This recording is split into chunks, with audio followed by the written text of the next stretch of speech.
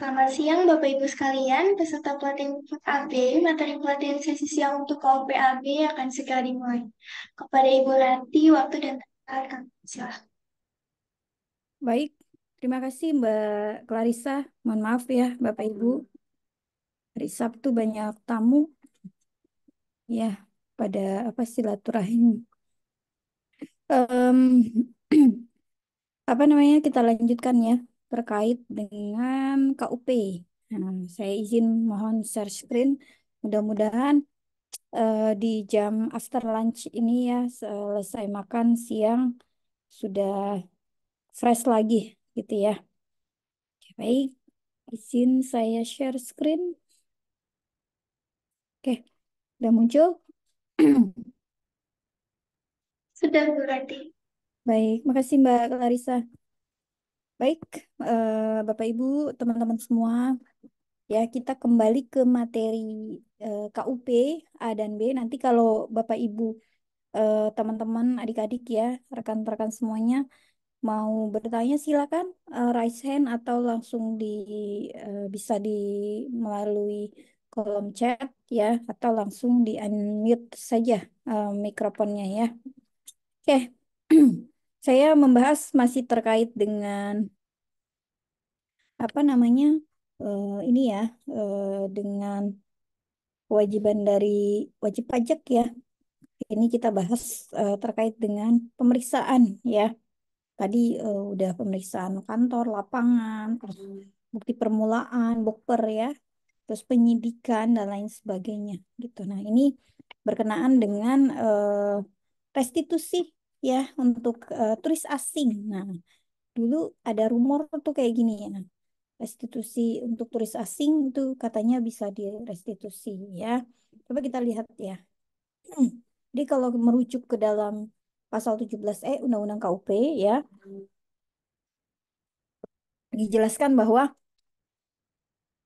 orang pribadi yang bukan subjek pajak dalam negeri ya, ini ketika melakukan pembelian BKP di dalam daerah pabean yang tidak dikonsumsi di daerah pabean gitu kan, dapat diberikan pengembalian PPN yang telah dibayar. Nah, ini kalau kita apa namanya integrasikan ke dalam PPN ini pakai yang nomor seri faktur pajak itu yang 06 ya, 06 kalau nggak salah, sebenarnya saya nggak lupa ya, nggak salah maksudnya, kalau nggak salah itu 06 untuk yang turis asing ya, nomor seri faktur pajaknya.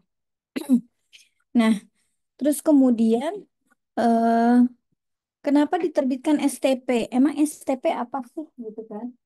Nah, STP itu adalah surat tagihan pajak ya, di mana ini surat dikeluarkan oleh DJP ya, biasanya berkenaan dengan tagihan pajak yang mana ada sanksi ya administrasi baik berupa bunga maupun ini ya apa namanya denda seperti itu ya. Nah, biasanya STP diterbitkan karena apa gitu kan? Sebabnya apa sih gitu kan? Nah, sebabnya biasanya karena PPh tidak atau kurang dibayar ya. Terus bisa juga terdapat kekurangan pembayaran pajak, misalkan dari salah hitung, salah tulis ya, human error lah itu biasanya terjadi ya. Terus pengusaha dikukuhkan sebagai PKP, namun terlambat membuat faktur pajak ya. Nah, sekarang malah faktur pajak itu harus ini ya diupload ya. Dan batasannya adalah paling lambat tuh 15 ya, tanggal 15 gitu. Kalau telat nanti nggak di-approve, malah di-reject sama kantor pajak ya, seperti itu DJP. Nah, terus pengusaha terdapat imbalan bunga, sorry, terdapat imbalan bunga ya. Terus pengusaha telah dikukuhkan, terus mengisi fakturnya nggak lengkap, jadi nggak ada namanya ya, identitas pembelinya, terus jenis barangnya apa. Nah, untuk faktur pajak mungkin nanti kita akan bahas lebih mendalam di PPN ya, tapi ini sekedar apa namanya information aja ya, FYI ya, for your information terkait dengan faktur pajak itu eh, dia kan apa namanya berisikan paling sedikit itu ada nama identitas pembeli ya, penjual, terus ada nomor seri faktur pajaknya, terus barang yang dijual atau jasanya apa, jenisnya, kuantitinya, jumlahnya nominal ya. Terus kemudian ada tanda tangannya, eh,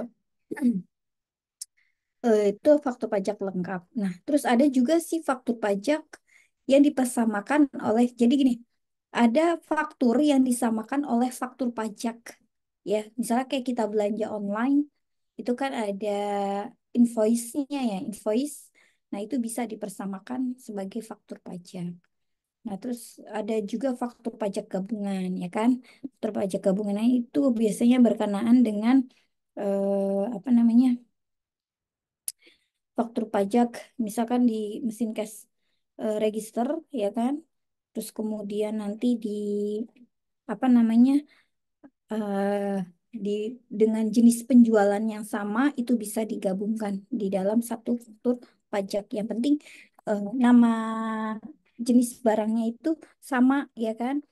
Terus nama pembelinya itu sama, ya itu boleh digabungkan gitu. Kalau di mesin cash register kan kita ke end user ya, ke konsumen gitu kan. Ada A, pembeli A, B, C, tapi jenis barangnya sama, itu bisa ya digabungkan seperti itu. Nah, terus terdapat jumlah pajak yang tidak atau kurang dibayar dalam jangka waktu sesuai dengan persetujuan untuk mengatur atau menunda pembayaran pajak. Nah, sanksi dalam STP biasanya ini sanksi administrasi berupa bunga ya. Nah, bunganya itu melihat dari suku bunga acuan yang diterbitkan atau ditetapkan oleh Menteri Keuangan. Nah, kalau sanksi administrasi berupa dendanya, ini dikenakan dikenakan sebesar 1% dari DPP. Oke. Nah, STP ini diterbitkan paling lama 5 tahun, ya. Oke. Terus kemudian yang dikecualikan, nah ini kalau misalkan udah daluarsa penagihan pajak, ya. Terus kemudian apa STP atas sanksi administrasi, ya kan? Misalkan apa namanya dapat diterbitkan paling lama 5 tahun ya sejak tanggal penerbitan SK keberatan. Ya, apabila wajib pajak tidak mengajukan upaya banding. Nah, kalau mengajukan banding, dia paling lama adalah 5 tahun juga ya terbitkan dalam putusan sejak tanggal putusan banding ya diucapkan oleh hakim pengadilan pajak dalam sidang terbuka untuk umum. Nah, STP ini mempunyai kekuatan hukum yang sama dengan SKP ya kalau di ranahnya pajak ya. Nah, biasanya STP eh, ada yang di dalam bentuk tertulis, disurati wajib pajaknya, ada juga yang secara elektronik biasanya itu by email ya, seperti itu. Nah, terus SKP atau STP harus dikirim, ya bisa apa secara langsung dikasihkan ke WP dengan menunjuk kurir dari kantor pajak, atau bisa juga dikirim melalui kurir, jasa kurir ya, kantor pos ya, atau bisa juga menggunakan ekspedisi seperti JNE, JNT ya, dan lain sebagainya, atau secara elektronik biasanya ini melalui email ya dari DJP ke wajib pajak. Nah, apakah SKP STP dapat diterbitkan atas tahun pajak sebelum NPWP terbit? Bisa ya, tergantung case-nya nanti ya. Kalau misalkan dia apa namanya sebelum diterbitkan NPWP atau dikukuhkan sebagai PKP biasanya menunjuk adanya kewajiban perpajakan yang belum dipenuhi oleh WP. Itu kalau setelah apa setelah penghapusan pencabutan ya penghapusan NPWP atau pencabutan pengukuhan PKP ini juga sama ya kalau si wajib pajak belum menunjukkan adanya kewajiban ya seperti itu belum dipenuhi. Sama jangka waktunya 5 tahun ya. Terus kemudian lambat memproses restitusi pajak gimana nih? Biasanya tuh em, apa namanya menciptakan keseimbangan hak dan kewajiban bagi WP untuk melalui pelayanan yang lebih baik. Diatur bahwa setiap keterlambatan dalam pengembalian kelebihan pembayaran pajak dari jangka waktu yang telah ditentukan pada wajib pajak yang bersangkutan diberikan imbalan bunga. Ya, sebab diberikan imbalan bunga ini biasanya karena keterlambatan pengembalian kelebihan pembayaran pajak, ya, keterlambatan penerbitan SKPLB, terus keterlambatan penerbitan SKPLB dalam pasal 17B ayat 3 dan 4, ya. Ayat 3 dan 4, terus di permohonan pengajuan keberatan, ya, banding, peninjauan kembali, terus kemudian apa nih? Kelebihan pembayaran pajak karena SK pembetulan, ya, terkait dengan persetujuan bersama. Terus kemudian berkaitan dengan SK pembetulan surat ketetapan pajak yang dimaksud dalam pasal 36 ayat 1.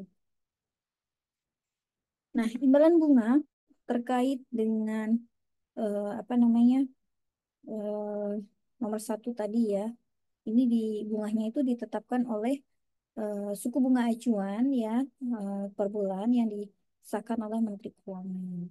Paling lama 24 bulan, ya, dan paling sedikit sorry, dalam 1 tahun ini, ya, 1 tahun, sorry, dalam apa 24 bulan atau setara dengan 2 tahun paling lama, ya. Nah, hitungannya itu 1 bulan penuh.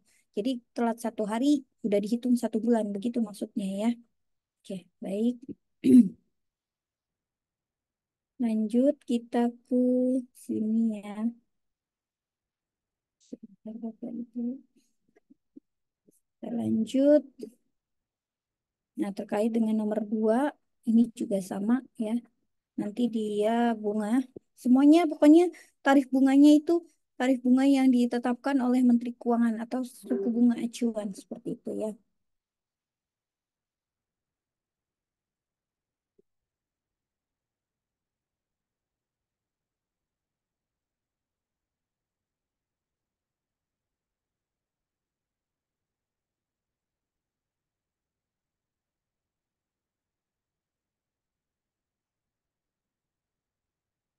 Oke.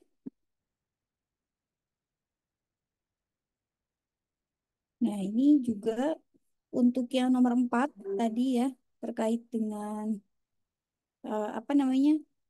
Kelebihan pembayaran pajak, ya. Jadi kalau lebih paling banyak sebesar jumlah lebih bayar yang disetujui WP dalam pembahasan akhir pemeriksaan atas surat pemberitahuan. Biasanya ini, ya, apa namanya? Sebentar. Ini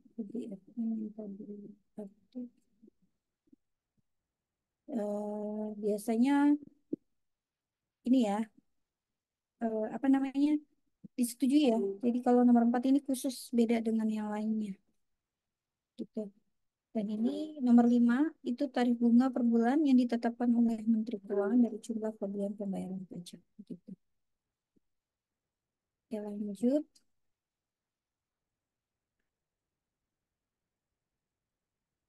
Sebentar.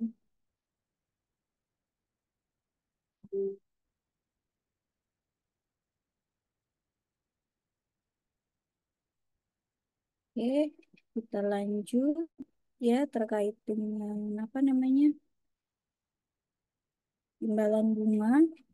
Nah, jadi wajib pajak mengajukan permohonan pemberian imbalan bunga kepada KPP, kepala kantornya, ya, WP terdaftar atau tempat PKP dikukuhkan. Oke, nah, selesai itu tahapan terkait dengan imbalan bunga. Nah, sekarang yang penagihan pajak. Oke, jadi kalau kuliah 3 SKS, Bapak Ibu, untuk materi KUP ini, ya, 3 SKS, kurang lebih seperti itu. Nah, terus apa itu penagihan pajak? Ya, kalau penagihan pajak di dalam ini, ya,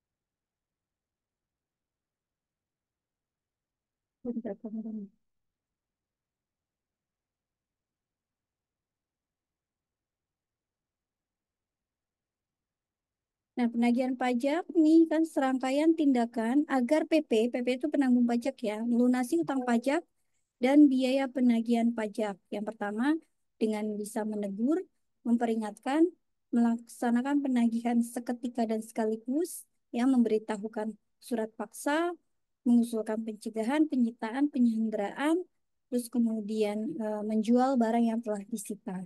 Nah, jadi kalau penagihan pajak ini ranahnya tuh udah yang berat ya tadi ya.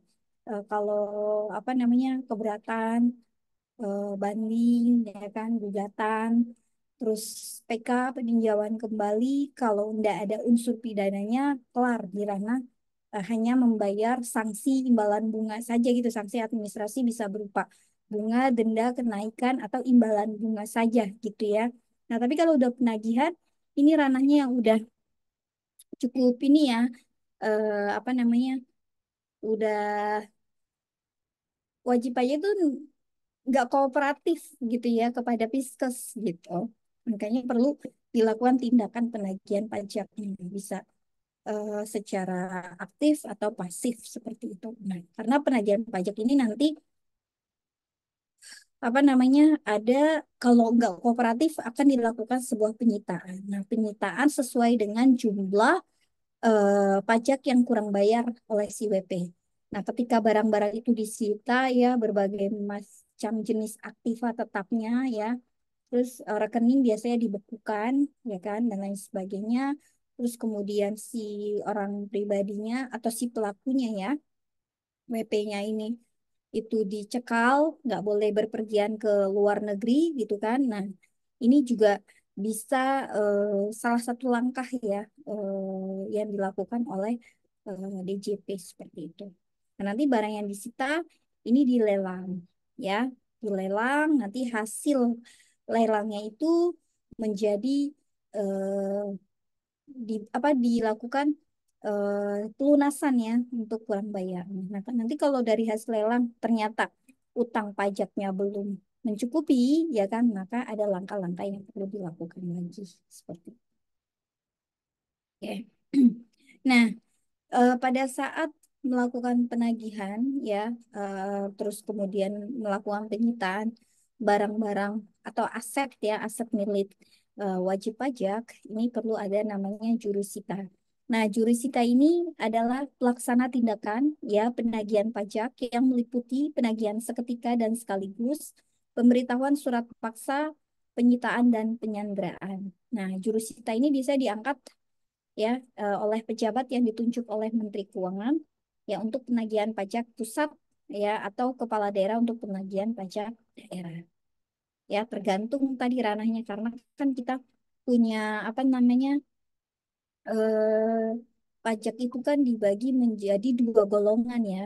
Ada pajak sorry, dipungut ya. Pajak itu dipungut oleh pemerintah pusat dan pemerintah daerah. Kalau pemerintah apa yang dipungut oleh pemerintah pusat itu kan seperti PPN, PPh ya kan, terus PBB P2 P3 ya, PBB perkebunan, perhutanan sama pertambangan, terus BPHTB Bea Metri. Tapi kalau pajak dipungut oleh pemerintah daerah itu pajak daerah ya, seperti PBBP 2, terus ada tingkatannya ya, tingkat satu itu untuk kabupaten kota, sorry, tingkat provinsi, terus tingkat 2 itu untuk kabupaten kota ya. Nah, jadi nanti yang tingkat provinsi dibagi lagi itu ada apa namanya pajak kendaraan bermotor ya kan, terus pajak bea balik nama kendaraan ya kan, dan lain sebagainya lah banyak. Terus kalau pajak kabupaten kota itu lebih ke pajak reklame ya PBBP 2, terus kemudian apalagi hotel ya kan, burung walet dan lain sebagainya gitu ya. Oke. Nah, siapa penanggung pajak ini gitu kan? Penanggung pajak itu biasanya orang pribadi atau badan. Dia yang bertanggung jawab. Ya, biasanya kalau di perusahaan itu direkturnya ya kan yang tanda tangan itu loh di dalam SPT ya pada saat laporan. Nah, itu dia biasanya sebagai penanggung pajak ditunjuk ya kan? Nah, ya. Terus kemudian dia menjalankan hak memenuhi kewajiban wajib pajak sesuai dengan ketentuan peraturan perundang-undangan yang berlaku. Nah, terus kalau pelaksanaan tindakan penagihan ya, ini ya wajib pajak badan bersangkutan yang bertanggung jawab atas seluruh utang pajak dan biaya penagihan pajak ya, atau pengurus dari wajib pajak badan. Oke, ya, lanjut. Sebentar Bapak Ibu.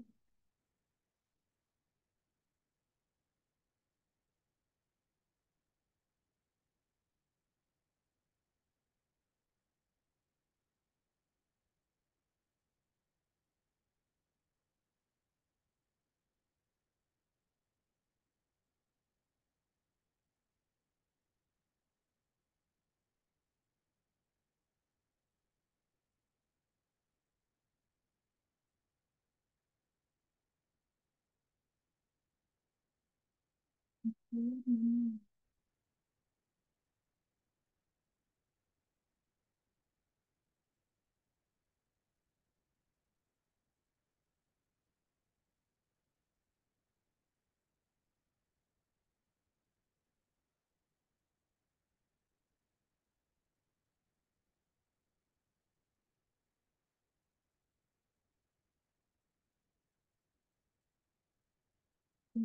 Dasar penagihan biasanya dari STP, SKPKB, SKPKBT, SK Pemutulan Keberatan, ya putusan banding atau PK peninjauan kembali. Nah, yang menyebabkan jumlah yang masih harus dibayar itu bertambah ya dari yang sudah ditetapkan. Terus kemudian nggak dibayar oleh si penanggung pajak, gitu kan? Mungkin ya tadi karena dia apa namanya nggak kooperatif lah ya, nggak kooperatif. Nah, itu perlu dilakukan penagihan pajak oleh Fiskus seperti itu. Nah, pertama itu menggunakan surat paksa terlebih dahulu. Nah, bagaimana alurnya? Alurnya adalah seperti ini, ya. Pertama kita lihat dulu jatuh tempo pembayarannya. Itu based on-nya ya, dasar penagihan pajaknya itu dari STP, ya, SKPKB, SKPKBT, SK Pemutulan Keberatan, putusan banding atau putusan PK, ya, menyebabkan jumlah pajak yang masih harus bertambah, ya, dibayar itu bertambah. Nah, jangka waktunya biasanya 7 hari. 7 hari tidak ada informasi terkait dengan pembayaran jatuh tempo pembayaran itu ya, dikeluarkanlah namanya surat teguran. Nah, surat teguran ini masanya tuh 21 hari ya. Nah, kalau dari surat teguran nggak kooperatif lagi nih wajib pajaknya ya kan, maka diterbitkanlah surat paksa oleh si Fiskus ya, DJP. Nah, ini surat paksa ada masanya juga, dia 2 kali 24 jam atau 2 hari ya. Nah, ketika surat paksa nggak digubris, nah wajib pajak nggak kooperatif lagi, ya kan? Nah, maka di sini perlu dilakukan surat perintah melaksanakan penyitaan.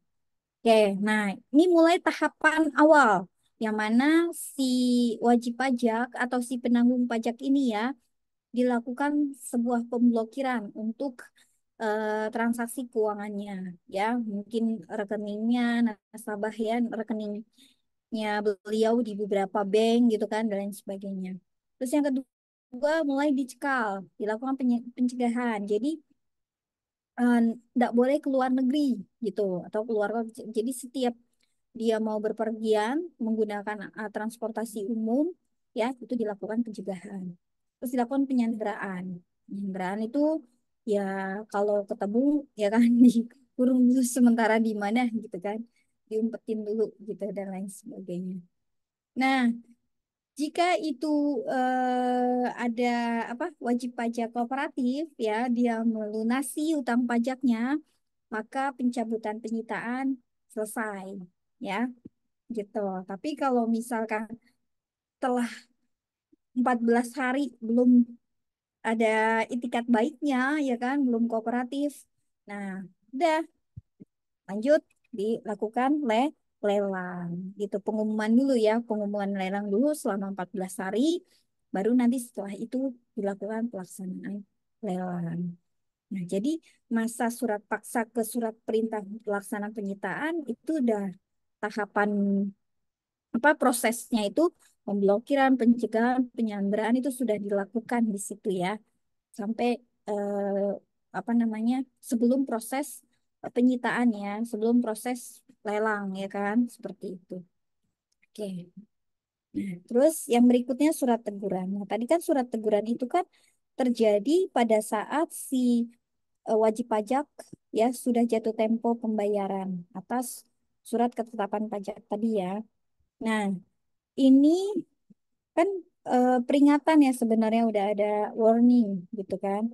Nah, kalau nggak ada ini maka diterbitkanlah kalau nggak dilunasi atau melebihi jatuh tempo pembayaran, maka surat teguran ini diterbitkan gitu kan.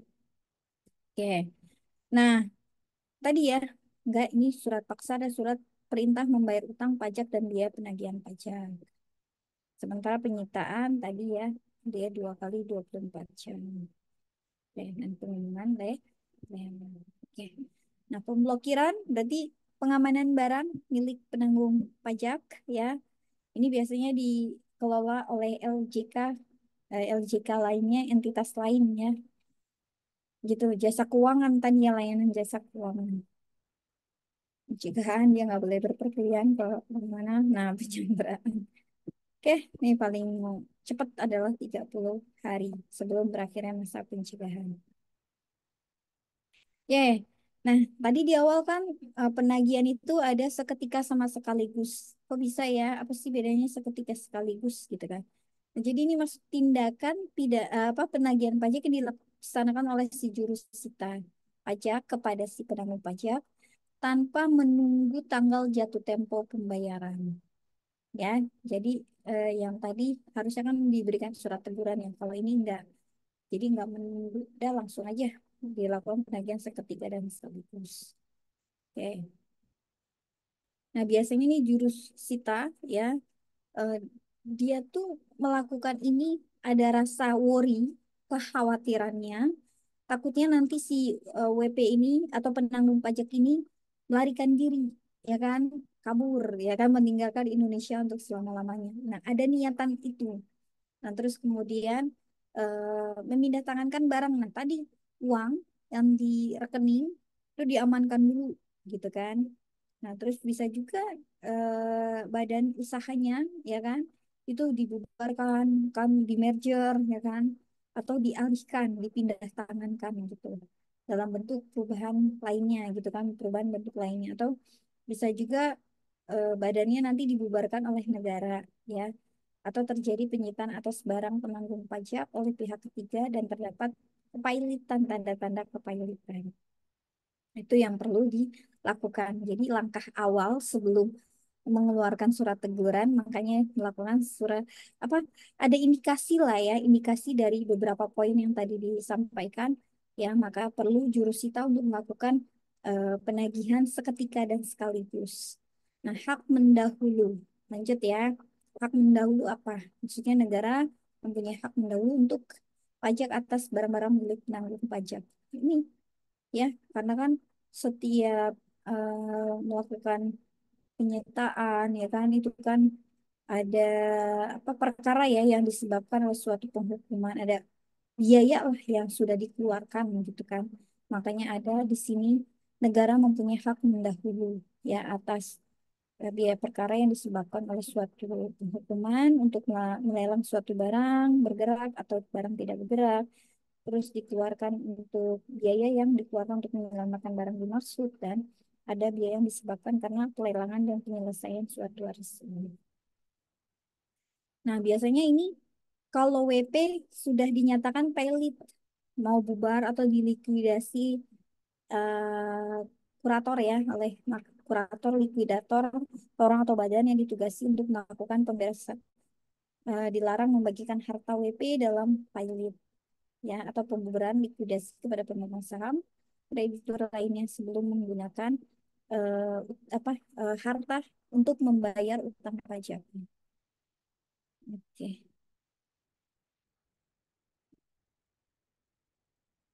Oke, kalau kita memiliki ini Pak Imah ya, kita memiliki perusahaan di luar negeri ya, memerlukan NPWP? Tidak. Jadi cukup gini, sepanjang wajib pajaknya tinggal di Indonesia dan NPWP-nya belum dihapus ya, terus kemudian eh, dia tidak berniat meninggalkan Indonesia untuk selama-lamanya, maka penghasilan atas usahanya itu tetap dilaporkan di dalam apa namanya SPT milik pribadinya ya. Nah, terus kemudian pajaknya yang dikenakan itu nggak boleh double tax. Kalau sudah dikenakan di negara luar, maka cukup dilaporkan saja. Jadi yang di dalam negeri sudah tidak dikenakan lagi. Nah, kalau untuk perusahaan di luar negeri itu tergantung negerinya yang di sana ya. Kalau perusahaannya di sana, kalau perlakuannya di Indonesia tuh hanya dilihat personalnya aja, ya si ownernya aja. Kalau untuk usahanya atau badan usahanya itu mengikuti perpajakan yang ada di luar negeri, seperti itu ya. Jadi kalau ditanya harus badannya harus punya NPWP di Indonesia nggak perlu gitu. Kecuali kalau ada transaksi ke Indonesia itu kan disebutnya sebagai bentuk usaha tetap atau BUT. Beda ya. Seperti itu Pak Iman, Pak Imam, Pak Pak Imah gitu. Mudah-mudahan bisa difahami ya. Oke. Baik. Lanjut ya. Nah, kapan daluarsa penagihan? Nah, Jadi gini teman-teman, daluarsa penagihan itu ada masanya ya penagihan pajak itu ya. Dulu itu 10 tahun dulu sebelum adanya KUP nomor 27 tahun 2028 apa 2008 ya. Dulu 10 tahun sebelumnya. Nah, sekarang semenjak ada perubahan ya KUP menjadi 5 tahun saja ya. Nah, jadi ada daluarsanya yaitu 5 tahun ya. Gitu. Ya biasanya kalau daluarsa penagihan pajak tertangguh ini bisa diterbitkan surat paksa, ya ada pengakuan utang pajak dari WP baik langsung maupun tidak langsung dan dilakukan penyidikan tindak pidana di bidang perpajakan. Eh, Nah, daluarsa hak mendahulu juga sama ya, paling kalau ini sudah melewati waktu 5 tahun dari sejak tanggal diterbitkannya STP, SKPKB ya, SKP tadi ya, SKPKBT, SK Pembetulan Keberatan Putusan Banding ya peninjauan kembali. Nah, terus ini mesti diperhitungkan jangka waktunya ya dalam hal surat paksa membayar diberikan secara diberitahukan secara resmi ya jangka waktunya 5 tahun dihitung sejak pemberitahuan surat paksa dan dalam hal diberikan penundaan pembayaran atau persetujuan angsuran pembayaran maka jangka waktunya 5 tahun tersebut dihitung sejak batas akhir penundaan diberikan. Oke. Nah, sanksinya terkait dengan penagihan pajak, ya ini juga sama, dikenakan sanksi berupa tarif bunga per bulan, ya, suku bunga acuan yang ditetapkan oleh Menteri Keuangan, ya, paling lama adalah 2 tahun atau 24 bulan, 24 bulannya terhitung 1 bulan ya, dalam ini ya, bagian dari bulan dihitung penuh 1 bulan. Ini contohnya, ya, misalkan SKH ya menerima SKPKB kurang bayar 3M terus diterbitkan tanggal 9 Juni. Jatuh tempo pelunasannya kan berarti 8 Juli sebulan kan ya. Terus baru dilunasi tanggal 22 Juli. Berarti ada keterlambatan 1 bulan ya. Seperti itu. Jangka waktu penerbitan STP. Nah, ini STP ini kan atas sanksi administrasi gitu kan untuk diterbitkannya ya SKPKB ya, daluarsanya seperti itu. Oke. Lanjut, kita ke upaya hukum ya. Upaya hukum,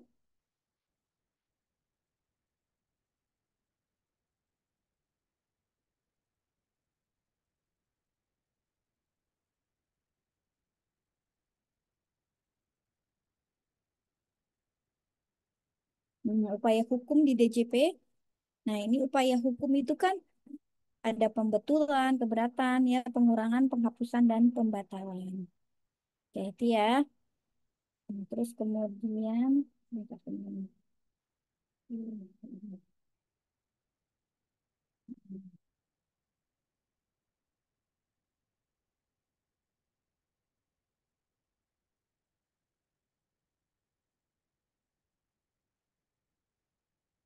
nah, wajib pajak merasa SKP atau STP tidak sesuai dengan keadaannya. Nah, ini boleh ya, WP dengan kondisi misalkan SKP yang diberikan oleh si DJP atau STP yang diberikan oleh DJP Fiskes ya dalam hal ini itu nggak sesuai sama keadaan yang sebenarnya atau wajib pajak ya.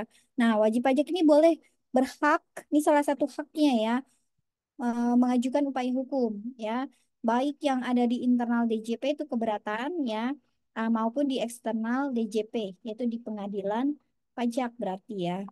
Ya bisa misalkan apa namanya banding, gugatan ya kan, dan lain sebagainya.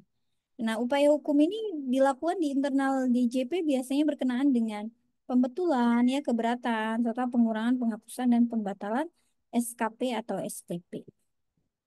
Oke. Nah, salah hitung bisa nggak diajukan pembetulan? Bisa, ya kan? Nanti dibetulkan aja ininya ya, SPT-nya. Nah, biasanya sih kalau misalkan gini,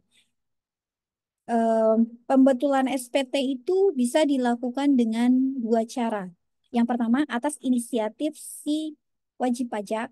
Nah, yang kedua adalah atas apa namanya, ini ya, eh, pembetulan dilakukan oleh Fiskes ya.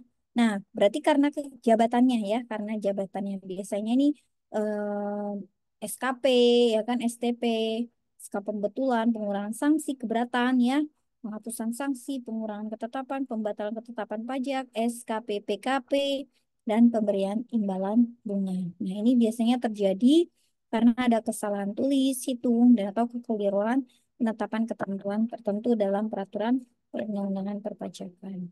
Kalau kesalahan tulis, misalkan bisa salah tulis nama, alamat, NPWP, surat ketetapan pajak atau jenis pajak, masa pajak, tahun pajak gitu kan, tanggal jatuh tempo, atau lainnya yang mempengaruhi jumlah pajak terutamanya.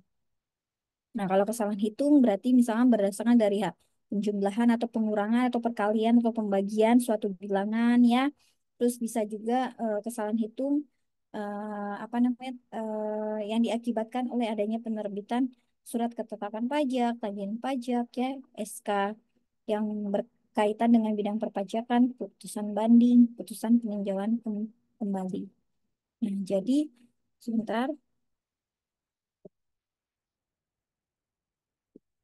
Bisa juga kesalahan penerapan ketentuan, misalkan dari tarif, ya kan, prosentase menggunakan norma penghitungan penghasilan neto, sanksi, ya, terus PTKP, terus PPh, ya, pengkreditan pajak. Nah, ini mungkin bisa terjadi. Atau adanya pembentulan pengkreditan pajak masukan, ya, ini biasanya PPN, ya. Terus permohonan pembetulan bisa juga ini ya. Yang penting ada syaratnya, ya diajukan satu surat ketetapan pajak, ya satu STP atau SK lainnya gitu kan, disampaikan ke KPP di mana WP itu terdaftar atau dikumpulkan sebagai PKP, ditulis secara ini ya, diajukan secara tertulis dengan menggunakan bahasa Indonesia yang baik dan benar dan disertai alasannya.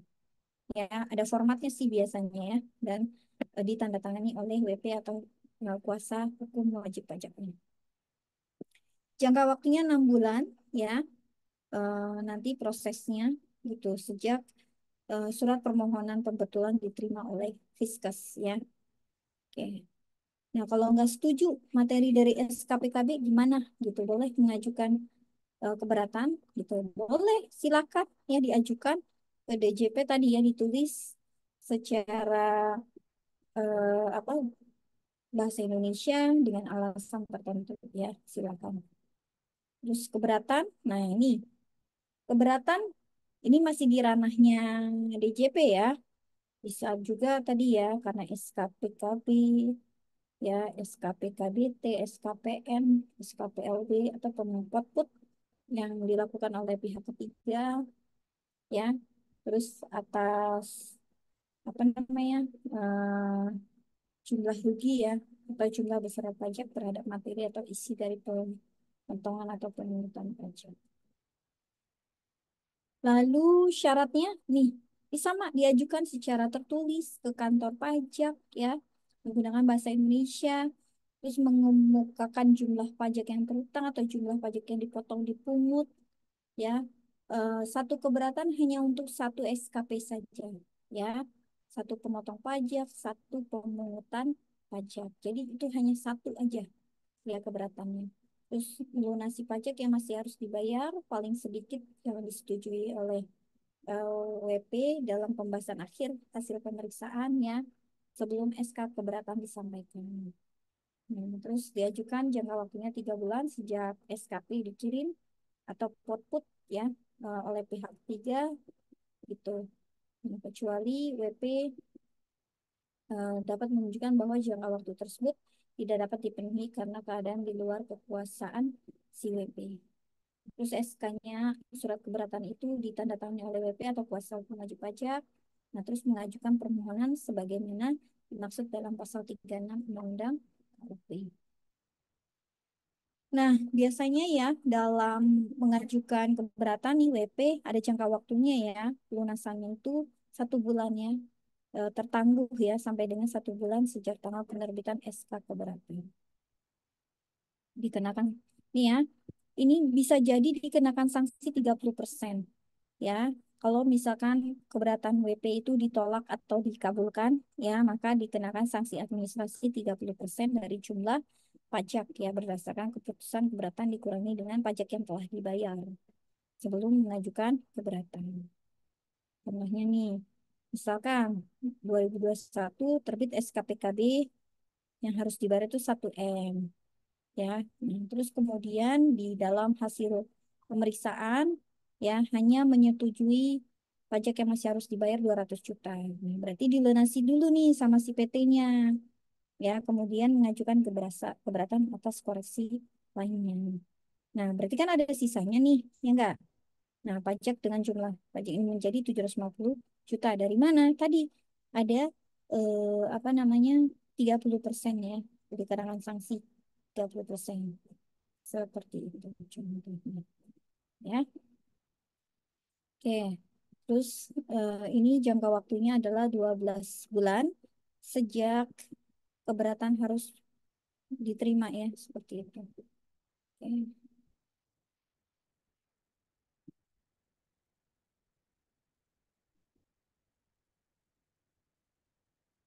Oke. Apakah jika ini siapa nih Mbak Wilda ya, Bu Wilda maaf. Apakah jika mengajukan keberatan lalu ada salah penulisan dalam surat keberatan tersebut, apakah tidak akan diterima atau nanti ada surat balasannya keberatannya itu? Kalau kesalahan ini yang dilakukan oleh wajib pajak ya, kalau dilakukan wajib pajak nanti kan telaah dulu ya sama DJP.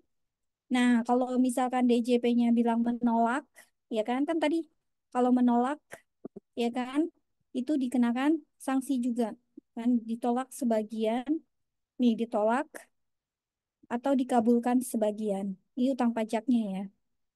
Nah, kalau misalkan apa namanya eh, mengajukan keberatan, terus ada kesalahan dalam penyampaian surat keberatan, ya, bisa juga nggak diterima gitu. Dan akan langsung diberikan sanksi gitu. Bisa jadi seperti itu gitu. Kan tadi ada bisa ditolak ya atau sebagian gitu seperti itu. Bisa sih ya apa namanya dilakukan ini ya apabila terjadi kesalahan. Oke, baik. Begitu Mbak Wilda ya. Jadi nanti itu ranahnya ini ya ditelaah dulu gitu. Kalau ada kesalahan ya berarti ditolak. Nah, nanti sanksinya tinggal dikenakan 30% dari yang kurang bayarnya tadi. Seperti itu. Oke. Nah, oke. Nah, ini kalau misalkan tadi udah ditolak, terus kena sanksi lagi gitu kan. Nah, wajib pajak boleh mengajukan permohonan pengurangan atau penghapusan sanksi administrasi. Biasanya gitu, ya. Nah, ini ada di pasal 36 ayat 1 Undang-Undang KUP. Di sini bisa mengurangkan atau menghapus sanksi administrasi berupa bunga, denda, ya, kenaikan yang terutang sesuai dengan ketentuan peraturan perundang-undangan perpajakan. Nah, di sini dalam hal sanksi tersebut dikenakan karena kehilafan. Nah, ini ya, kehilafan WP atau bukan karena kesalahannya. Yang kedua, mengurangkan atau membatalkan surat ketetapan pajak yang tidak benar. Yang ketiga, mengurangkan atau membatalkan STP sebagaimana dimaksud dalam pasal 14 Undang-Undang KUP yang tidak benar.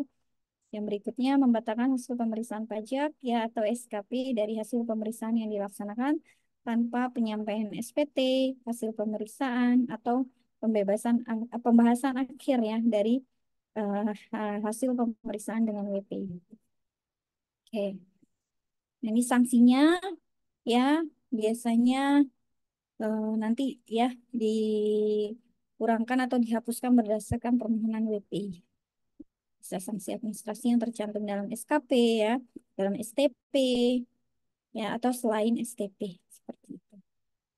Syarat pengajuannya silahkan diajukan ke kantor pajak ya, terus menggunakan bahasa Indonesia secara tertulis, terus mengemukakan jumlah sanksi administrasinya menurut WP disertai dengan alasan, terus kemudian apa namanya disampaikan KPP ya, kemudian ditandatangani oleh wajib pajak atau penanggung pajak. Kalau syarat SKP yang diajukan ya, ini yang pertama nggak boleh diajukan keberatan. Jadi sebelum mengajukan keberatan ya, terus kalau diajukan keberatan berarti sudah dicabut oleh WP dan disetujui oleh DJP ya atas pencabutan keberatan tadi. Terus diajukan keberatan tetapi dipertimbangkan ya. Tidak diajukan permohonan pengurangan atau pembatalan SKP yang tidak benar. Terus diajukan permohonan pengurangan atau pembatalan SKP ya eh, yang tidak benar tetapi dicabut oleh WP ya. Terus tidak sedang diajukan permohonan pembatalan surat ketetapan pajak hasil pemeriksaan. Terus diajukan permohonan pembatalan SKP hasil pemeriksaan tetapi dicabut oleh WP atau diajukan permohonan pembatalan SKP hasil pemeriksaan tetapi permohonan tersebut ditolak. Lanjut ya. SKP yang dapat dikurangkan atau dibatalkan berdasarkan permohonan WP ya dimaksud dalam pasal 36 ayat 1B Undang-Undang KUP ini adalah surat ketetapan pajak yang tidak benar. Nah, jadi SKP nggak benar itu maksudnya bisa dikurangkan ya, dapat dikurangkan berdasarkan permohonan WP meliputi SKP yang jumlah pajak terutamanya tidak benar. Nah, ini biasanya bisa dibatalkan karena permohonan dari WP ya. Oke, terus nanti SKP yang seharusnya tidak diterbitkan. Syaratnya sama ya, tadi diajukan ke kantor pajak ya satu permohonan satu SKP dalam bahasa Indonesia secara tertulis, ditandatangani dan dikemukakan berapa jumlah terutamnya ya, disertai dengan alasannya. Oke, ini syaratnya hampir sama ya, tinggal dibaca saja. Nah, kalau yang pasal 36 ayat 1C ya, ini adalah terkait dengan STP yang tidak benar ya atau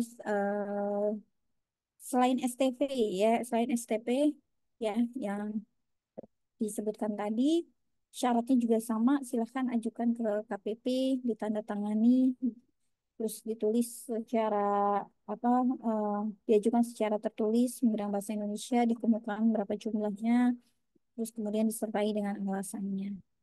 Nah, ini juga sama kalau mengajukan ya permohonan pengurangan dan pembatalan ya. Ini sebelum ini ya syaratnya. 1D, nah ini penyampaian surat pemberitahuan hasil pemeriksaan atau pembahasan akhir hasil pemeriksaan dengan WP. Nah, ini juga sama diajukan juga ya. Karena nanti di apa namanya disertai alasannya ya. Seperti itu. Syaratnya juga sama. Oke. Nah, jangka waktunya. Jangka waktunya ini berbeda ya dengan pengajuan keberatan, pengajuan permohonan, pengurangan, penghapusan, atau pembatalan. Oke, ini diatur di dalam, nah ini ya, tadi sesuai dengan ini. Bisa diajukan paling banyak 2 kali, ada yang 1 kali ya, tergantung case-nya tadi ya. Seperti itu Bapak Ibu. Jangka waktunya 6 bulan ya, setelah apa namanya, sejak tanggal permohonan ya, diterima ya. Oke, nah itu upaya hukum yang dilakukan ya oleh wajib pajak. Nah, kalau di luar DJP gimana? Nah, bisa ada banding, gugatan, dan peninjauan kembali. Ini udah di ranahnya pengadilan pajak. Ya, kalau banding, ini upaya hukum dilakukan oleh WP atau penanggung pajak terhadap suatu keputusan yang diajukan banding. Ya, berdasarkan peraturan perundang-undangan.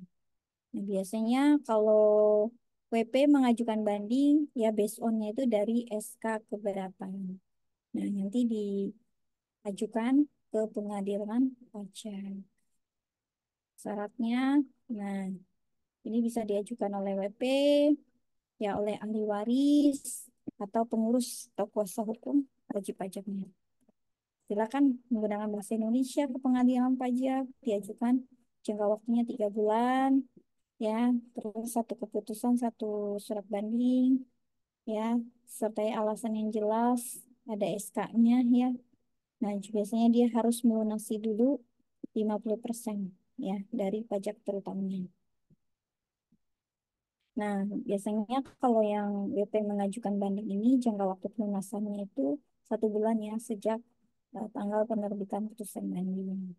Eh, Nah, jumlah pajaknya nanti tidak termasuk utang pajak atau sampai dengan putusan banding diterbitkan. Nah, kalau ditolak, ya, misalkan, nah bisa, ya sama ini case-nya kayak apa namanya, keberatan ya, bisa ditolak, bisa dikabulkan sebagian, seluruhnya, terus bisa di apa namanya, menambah pajak yang dibayar, tidak diterima, membetulkan kesalahan tulis, kesalahan itu, atau membatalkan. Nah, ini sanksinya 60%. Kalau keberatan tadi 30% ya. Kalau banding 60%. Oke. Tuh, tinggal dikalikan aja deh dari eh, apa namanya, kurang bayarnya atau yang masih harus dibayarnya. Nah, ini wajib pajak bisa menggugat nggak keputusan DJP? Bisa ya, bisa ya teman-teman ya. Ini biasanya based on-nya tadi ya pelaksanaan penagihan pajak. Ini diajukan juga ya.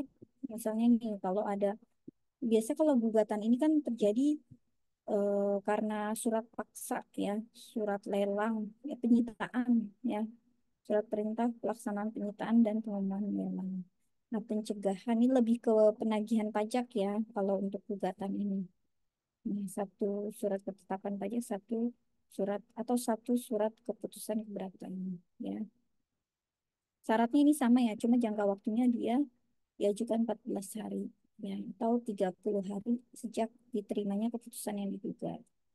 Satu gugatan hanya untuk satu surat keputusan aja ya, diajukan ke pengadilan pajak ya oleh si penggugat, ahli waris, pengurus, atau kuasa hukum.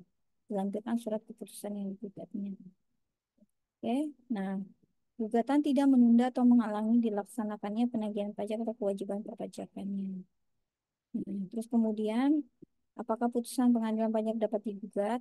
Ya, ini bisa ya sebenarnya ya, mempunyai kekuatan hukum yang tepat. Nah, jadi keputusan lain tidak dapat. Nah, jadi kalau gugatan itu ya, karena dia memiliki keputusan akhir dan mempunyai kekuatan hukum yang tetap, jadi gugatan itu tidak dapat diajukan ya. Jadi putusan pengadilan pajak tidak dapat diajukan gugatan ke peradilan umum ya, peradilan tata usaha negara, PTWN ya. badan peradilan lain kecuali putusan berupa yang tidak dapat diterima yang menyangkut kewenangan atau kompetensi. Nah, jadi gitu karena dia memiliki kekuatan yang tetap. Nah, bagaimana jika WP belum puas terhadap putusan pengadilan pajak? Silakan ngajukan PK. Ya, PK ini bisa ke Mahkamah Agung, ya ke MA. Oke, Mahkamah Agung berarti nanti pihak yang bersengketa ini antara wajib pajak dengan si penanggung pajak, ya, dan DJP ya, itu WP atau penanggung pajak dengan DJP. Nah, ini memiliki kesempatan yang sama untuk mengajukan PK ke MA, ya. Syaratnya sama, diajukan satu kali, ya, ke pengadilan pajak, terus tidak menangguhkan atau menghentikan pelaksanaan putusan pengadilan pajak, bisa dicabut sebelum diputus, ya, dan dalam hal sudah dicabut permohonan PK tersebut tidak dapat diajukan lagi. Nah, jadi kalau udah diajukan terus tiba-tiba dicabut dalam waktu berjalan, ya. Nah, terus kemudian suatu saat nanti pengen mau mengajukan lagi udah nggak bisa ya karena udah dicabut. Nah, ini ya. Oke. Nah, kalau menerima putusan pengadilan atau PK gitu, biasanya DJP menerbitkan surat pelaksanaan putusan banding setelah menerima putusan banding. Terus putusan PK berarti setelah menerima putusan PK. Pelaksanaan gugatan juga sama ya, gitu. Oke, harus menerbitkan itu DJP-nya. Nah, kalau surat pelaksanaan putusan banding berarti namanya SP2B. Surat yang diterbitkan oleh pejabat yang berwenang sebagai dasar untuk melaksanakan putusan banding dari pengadilan pajak agar putusan tersebut dapat dicatat ke dalam sistem administrasi perpajakan. Gugatan juga sama ya, disebutnya namanya SP2G. Ya, sementara PK SP2PK. Ya, ini biasanya dari Mahkamah Agung ya, kemudian dicatat ke dalam administrasi perpajakannya seperti itu. Yang terakhir ketentuan pidana perpajakan. Nah, ini tindak ada unsur tindak pidana ya dan penyidikan. Dendanya kalau karena kealpaan itu 1 sampai 2 kali pidana kurungan. Ini tadi udah kita bahas ya 3 bulan sampai dengan 1 tahun. SPT, STP ya dan lain sebagainya. SPT ya yang tidak benar, salah penghitungannya, pengisian dan lain sebagainya. Kalau dengan sengaja itu 2 sampai 4 kali lipat ya dendanya atau pidana penjara 6 bulan sampai 6 tahun. Oke, kalau ini nggak kooperatif lah WP-nya berarti dengan sengaja dia yang tidak menjalankan pembukuan, nggak menyimpan buku catatan yang berhubungan dengan transaksi keuangan ya lebih ke situ.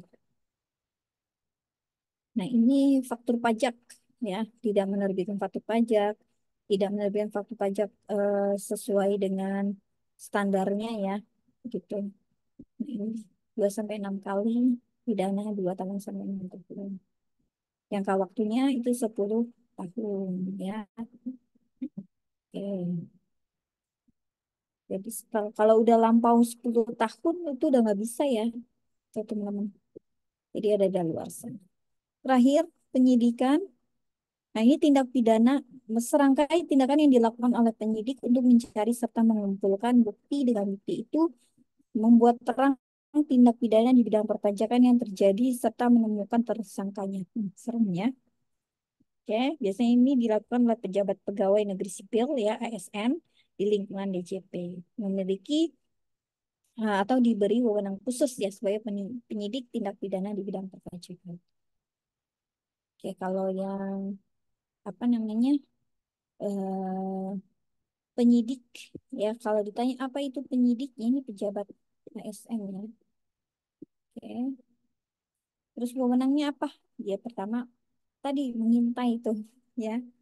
Jadi intel dulu, diikuti dulu, ya kan diteliti, mencari, mengumpulkan, ya kan, menerima keterangan, terus kemudian dari orang pribadi atau badan, terus dari laporan ya perpajakan, terus bahan bukti dari orang pribadi atau badan, memeriksa buku catatan dan lain sebagainya.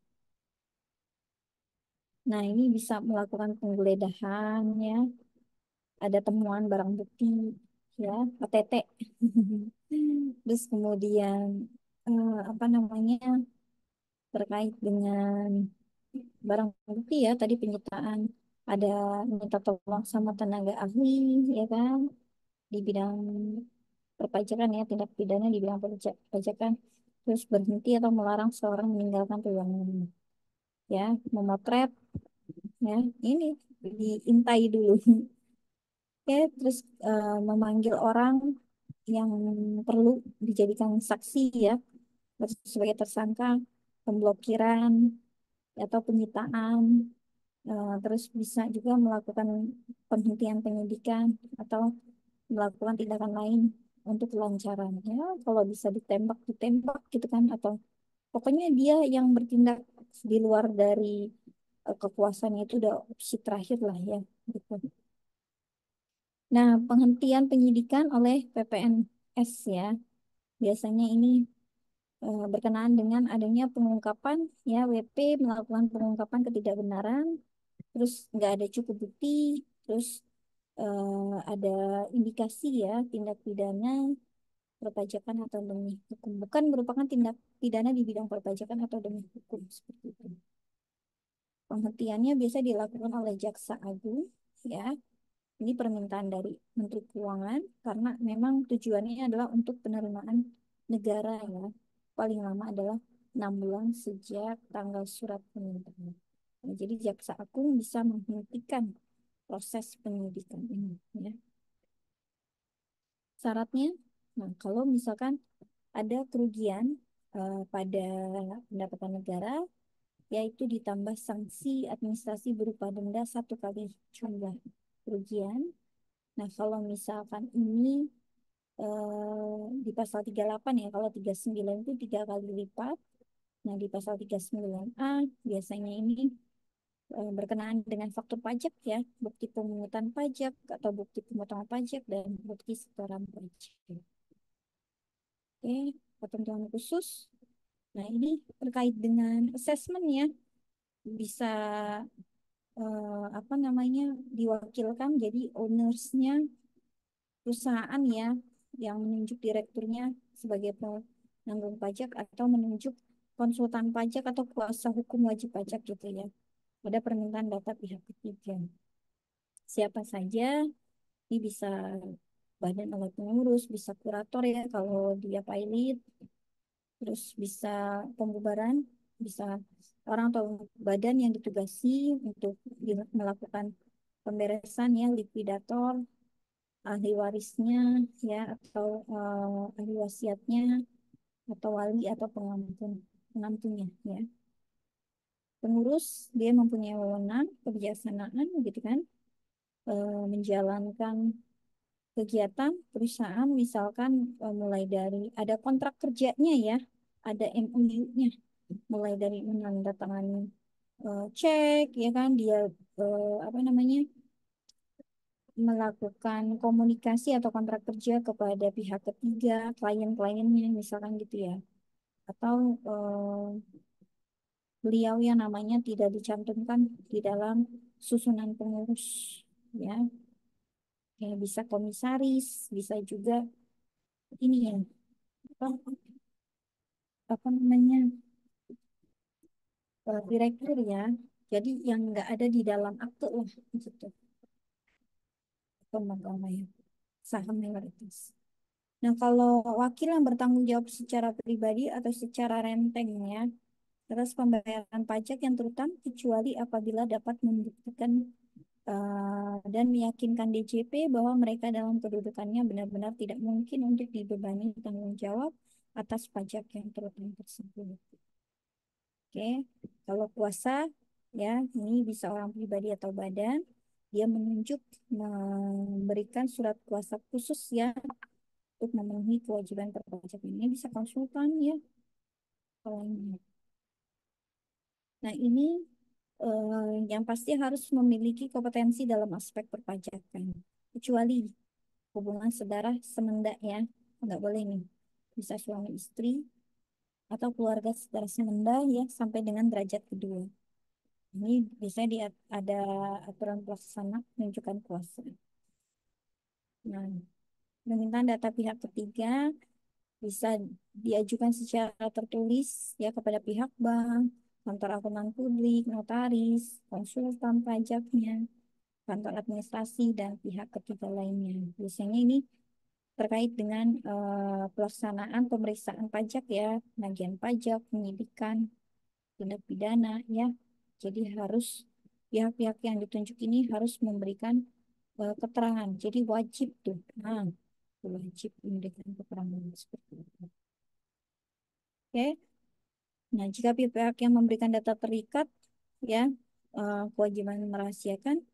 Nah, tapi kalau ini untuk keperluan pemeriksaan, penagihan pajak, penyidikan, ya, itu nggak boleh ada kewajiban merahasiakan. Jadi, apa namanya, sudah menjadi wewenangnya Fiskes, ya. Jadi nggak boleh ada dirahasiakan lagi. Oke, terus ILAP.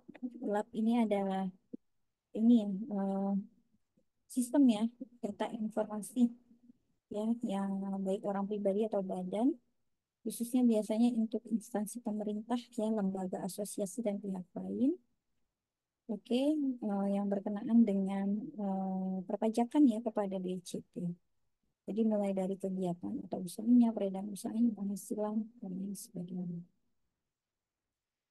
Nah ini akses informasi keuangan ya ini biasanya dengan LJK ya lembaga jasa keuangan misalnya seperti sektor perbankan, modal, perasuransian, ya, dan lain sebagainya. Oke, lanjut. Sanksi. Nah, ini pidana kurungan 1 tahun atau denda paling banyak adalah 25 miliar. Oke, terus kalau yang 35A, ini sama 1 tahun, kurungannya paling banyak adalah 1 miliar. Nah, ini biasanya dipidana kurungan itu paling lama 10 bulan atau paling banyak dendanya adalah 800 juta. Jadi penyebabnya dia sengaja atau tidak memenuhi ya, dengan sengaja menyebabkan tidak terpenuhinya. Case-nya beda. Terakhir ya, ini apabila orang dengan sengaja tidak memberikan data informasi ya yang diminta oleh BJP, maka dia misalkan dia menutup-nutupi lah ya. Dan dia nanti dikenakan juga nih pidana kurungan 10 bulan atau denda 800 juta. Atau misalkan menyalahgunakan ya, itu juga sama dia dilakukan 1 tahun ya pidana kurung paling banyak dendanya adalah 500 juta. Oke, selesai sudah Bapak Ibu terkait materi KUP. Kita udah bahas dari tadi ya jam 9 lebih sampai sekarang. Nanti Bapak Ibu silakan apa dibaca-baca lagi terkait dengan aturan dan perubahannya. Silakan Mbak Clarissa, saya kembalikan. Baik, terima kasih Bu Ranti. Kepada Bapak dan Ibu, jika ada yang ingin ditanyakan, bisa ditanyakan langsung.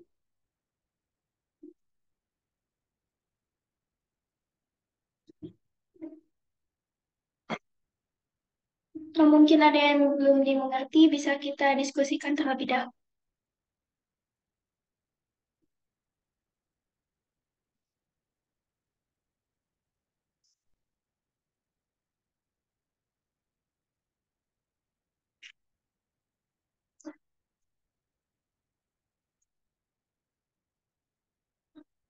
Sepertinya belum ada yang mau bertanya nih, Bu Ranti. Ada Mbak nih, ini Japri Mbak. Oh, Jadi ada. direct message Mbak Wilda ya, menanyakan terkait apa? Tadi maksud dari demi hukum dan penghentian penyidikan ya. Ya jadi ini kita balik lagi ke aturannya ya. Jadi ada apa namanya? eh kita harus apa namanya? Melindungi ya, melindungi. melindungi wajib pajak, terus melindungi peraturan yang sudah dibuat. Jadi salah satunya itu untuk terciptanya keadilan. Jadi kalau di dalam bahasa hukum itu frase demi hukum itu memiliki arti terciptanya keadilan. Artinya gini, eh, apa namanya?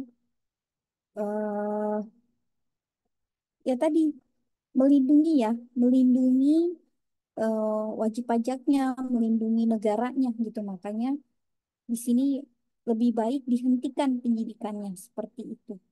Jadi agar terciptanya suatu keadilan. Jadi WP-nya nggak dirugikan, negaranya pun nggak dirugikan. Makanya udahlah demi hukum, maka proses penyidikannya diberhentikan. Begitu Mbak Wilda maksudnya gitu ya. Ya. Jadi itu demi keadilan lah pokoknya. Mungkin Fiskesnya udah upaya menyampaikan ke wajib pajak, tapi wajib pajaknya misalkan masih bersikukuh gitu kan. Ini nggak sesuai nih sama ini. Sementara negara sudah dirugikan gitu kan. Ya sudahlah demi hukum kita penyidikan kita berhentikan. Terus WP-nya juga biar sama-sama enak lah. Adanya tercipta keadilan. Jadi jalan tengahnya lah. Namanya gimana sih? Oke, gitu Mbak Wilda. Silakan. Ada yang ingin disampaikan lagi?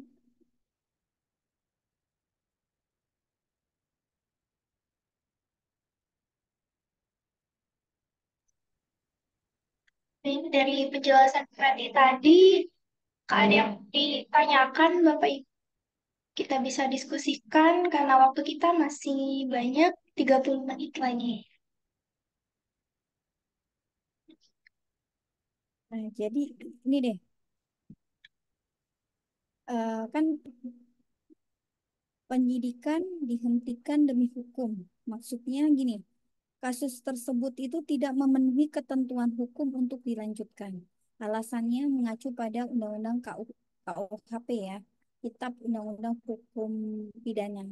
Bisa jadi gini, tersangka dengan kasus yang sama sudah pernah diadili sebelumnya dan sudah dijatuhkan hukuman.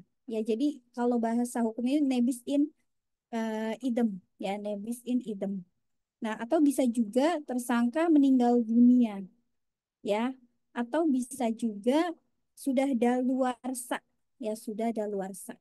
Nah, sehingga penyidik berhak menghentikan perkara tersebut dengan alasan tersangka yang telah meninggal dunia dan tidak dapat dimintai pertanggungjawabannya secara hukum. Nah, lalu penyidik mengeluarkan SP3, yaitu surat perintah penghentian penyidikan, ya setelah ditetapkannya seseorang itu menjadi tersangka atau suatu kasus tindak pidana. Ya, dalam hal ini penyidik menghentikan penyidikan karena bisa jadi tidak terdapat cukup bukti atau peristiwa tersebut ternyata bukan merupakan tindakan pidana ya tindak pidana atau penyidikan dihentikan demi hukum, maka penyidik memberitahukan hal itu kepada penuntut umum, tersangka atau keluarga. Nah, jadi itu contohnya ya kurang lebih begitu Mbak Wilda. Itu Mbak, silakan. Atau ada yang mau ditanyakan lagi? Mudah-mudahan bisa apa namanya tersampaikan dengan jelas. Gimana Mbak Wilda?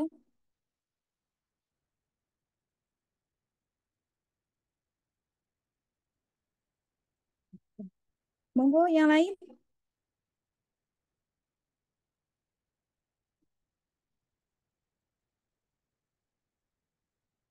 Dan ada respon nih Mbak. Silakan Mbak. Ambil langkah apa terserah. Baik, jika sudah cukup jelas, kita sepakati saja bahwa kita akan akhiri lebih cepat sesi siang ini ya. Ya, silakan. Baik.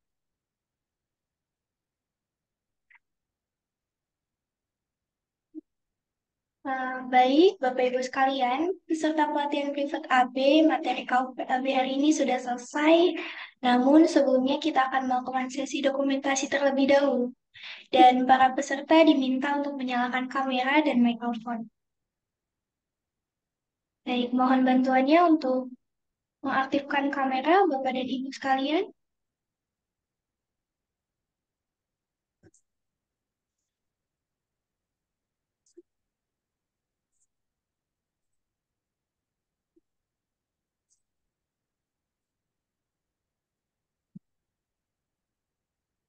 Masih pada muda-muda semua ini Gen Z semua nih kayaknya nih. Iya Bu, sebagian memang lebih banyak mahasiswa. Oh iya, kuliah di mana ini Mbak? Untuk itu saya kurang tahu. Oke deh, ya juga. Tadi ada Pak Muh Baik, ya, betul. Pak Muhnya nggak ada ya, Pak Im apa Imah Muhsan, kayaknya udah live ya. Ya Mbak, silakan Mbak, capture. Baik, saya akan hitung mundur. Tersenyum semuanya. Tiga, dua, satu. Baik, tahan, tunggu sebentar. Oke, sudah selesai. Baik, selanjutnya kita akan bersama-sama mengucapkan terima kasih kepada Ibu Rati. Terima kasih Bu Rati atas materinya hari ini. Sama-sama Makasih Mbak, Bu, makasih banyak makasih ya Makasih Bu. teman-teman. Baik makasih teman-teman, Du. Makasih Bu. nanti kita jumpa lagi ya. Silakan yang mau berdiskusi nanti, yang butuh nomor handphone saya, monggo nanti biar di-share sama saya tulis deh di sini. Bentar ya. Mungkin nanti teman-teman butuh konsultasi atau apa. Silakan mau sharing-sharing atau mau riset bareng boleh. Silakan ya. Terima kasih. Saya izin pamit Mbak Clarissa. Makasih banyak buat Zen ya. Terus buat teman-teman Ya, sukses selalu ya. Semangat. Kalian tuh masih panjang perjalanannya ya. Oke. See you next time. baik. Assalamualaikum warahmatullahi wabarakatuh. Terima kasih Bu Rati. Ya, saya izin live ya, Mbak. Baik. Assalamualaikum. Selanjutnya akan ada beberapa informasi yang akan kami sampaikan. Di antaranya yang pertama, kami akan mengirimkan link rekaman materi pelatihan hari ini ke WhatsApp. Yang kedua, kami akan mengirimkan ujian soal materi pelatihan hari ini beserta deadline pengumpulannya. Yang ketiga, untuk materi selanjutnya adalah PPH Komput hari Sabtu 16 Maret 2024 yang akan diampu oleh Bapak Lukman Hakim, SMMM, yang akan dimulai pukul 09.00 sampai 15.00 waktu Indonesia Barat. Link Zoom meeting akan kami kirimkan 15 menit sebelum pelatihan dimulai. Demikian informasi yang dapat kami sampaikan dan para peserta sudah dapat menggunakan uang Zoom meeting. Terima kasih, selamat sore, dan selamat beristirahat. Makasih Kak. Terima kasih. Ibu.